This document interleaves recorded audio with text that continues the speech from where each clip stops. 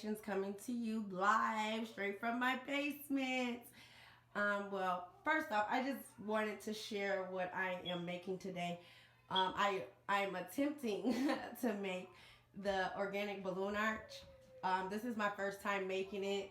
I am trying to master it for my daughter's 15th photo shoot.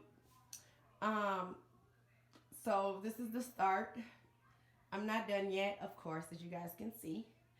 This backdrop, well, that's my actual tablecloth, but it's gonna be the actual backdrop. Same color, same sequence. It's just gonna be able to go all the way across the bar, look more professional. But this, like I said, is just a sample of me trying to master this balloon arch, organic balloon arch, I guess is what they call it.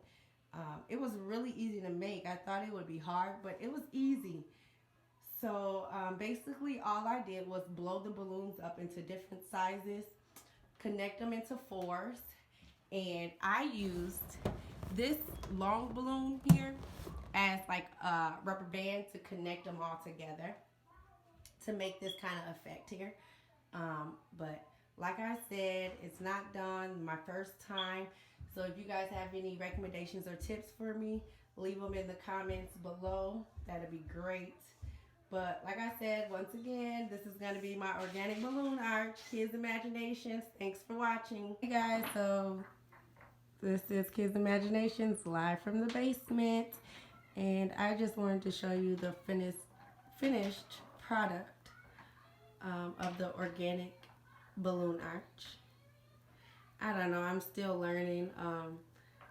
The one thing I found out with these particular brand in balloons, that they have like a nipple at the end, so it's driving me nuts. Y'all see that? It's driving me crazy. So if you have any recommendations on like the brand of the balloons, that would be perfect, that don't have that nipple. But some of them don't. I guess all of them do. I got these off Amazon, and they all got them. Oh, that's so irritating. But anyways, yeah, guys, so thank you.